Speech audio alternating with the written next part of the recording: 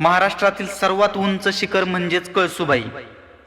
थोडं बिकट आहे, पण तो चढताना थोडी फाटेल, पण अभिमान नक्की वाटेल. अविस्मरणीय सूर्योदयाचा नजारा पाहण्यासाठी अंगात रग आणि छातीत धग घेऊन चढावं लागेल. संपूर्ण ट्रेकचा अनुभव मी आज सांगणार आहे, काही क्षण शेअर करणार आहे. कोणी या किंवा अशा ट्रेकला जाण्याची इच्छा ठेवत असेल तर त्याच्यासाठी हा व्हिडिओ खूप महत्त्वाचा ठरणार आहे. तर तुम्ही शेवटपर्यंत पहा. एका साईटवरून ट्रेकिंग ग्रुप जॉईन केला. मी आणि माझे मित्र ट्रेकिंगसाठी निघालो. पुण्याहून जवळपास 150 ते 170 किलोमीटर असणारा प्रवास आम्ही बसने सुरू केला.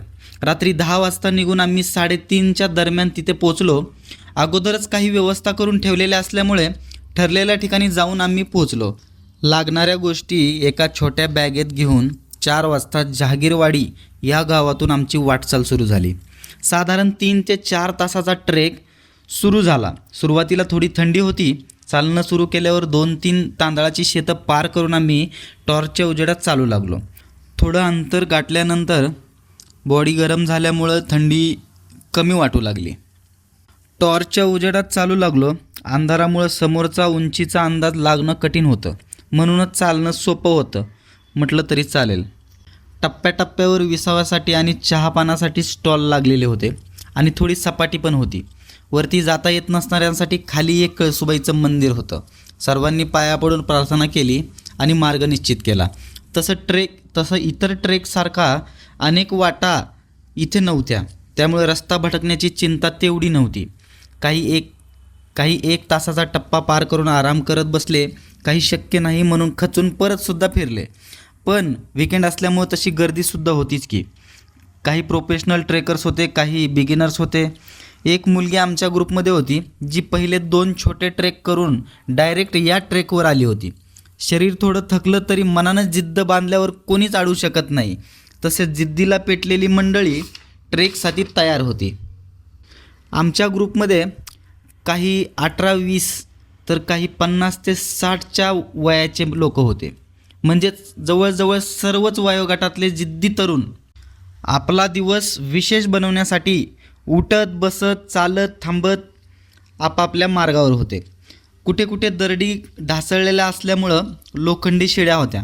बऱ्याच ठिकाणी दगडी पायऱ्या बसवलेल्या होत्या.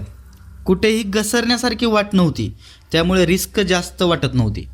पण खडा डोंगर असल्यामुळे मनाची आणि शरीराची परीक्षा मात्र होती. कोणीही वात्रट चाळे न करता चालत होता. अजून किती हा प्रश्न सारखाच मनाला विचारत होता. शेवटचा पॅच आल्यावर काही लोक इतकी खुश होती की सगळं काही विसरून नुसती पळत होती. जेव्हा शिखरावर पोचली तेव्हा डोळे लावून त्या सूर्यदेवाची वाट पाहत होती.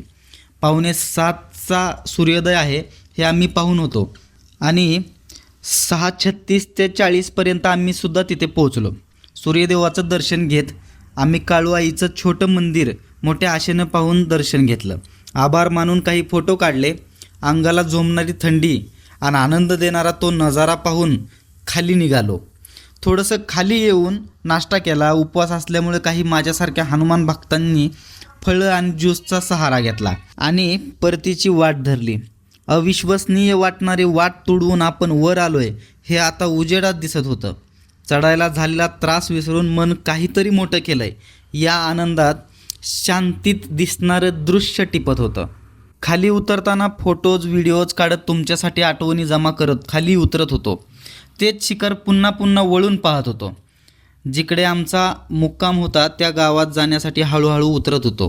खरं सांगू तरी एकमेकांना बोलत काहीच नव्हतो, पण बघून सगळं समजत होतो. जीवनातली सर्वात मोठी लढाई पायांनी लढली होती आणि मनाने तिला लीड केलं होतं. आत्मविश्वास, बळ, विश्वास, जिद्द, सातत्य आणि आनंद अशा अनेक सकारात्मक भावना आणि आठवणींचा प्रवास त्या देवाने आमच्या नशिबात लिहिला. ह्याच्यात आमचं मनही खुश होतं आणि तो आम्ही पाहिलाच नाही तर मनापासून अनुभवला होता. जाण्यापूर्वी मी स्वतः काही माहिती गोळा करण्याचा प्रयत्न केला होता. त्यात मला हे समजलं की जे मला हवं आहे किंवा उपयोगी आहे ते आपल्याला अगोदर जाणून घ्यायला पाहिजे. म्हणून मी हा व्हिडिओ बनवला. जर कोणी या ट्रेकवर जाणार असाल तर एक गोष्ट लक्षात ठेवा, चालायची तयारी ठेवा पण पळापळी करून नाही.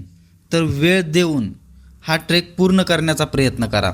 ससा उड्या मारून काही अंतर गाठू शकतो, पण मोठ्या आव्हानाला पेलवण्यासाठी कासवाची चालच उपयोगी ठरते. हळूहळू जा आणि अविस्मरणीय आनंद आणि आठवणी घेऊन या. धन्यवाद.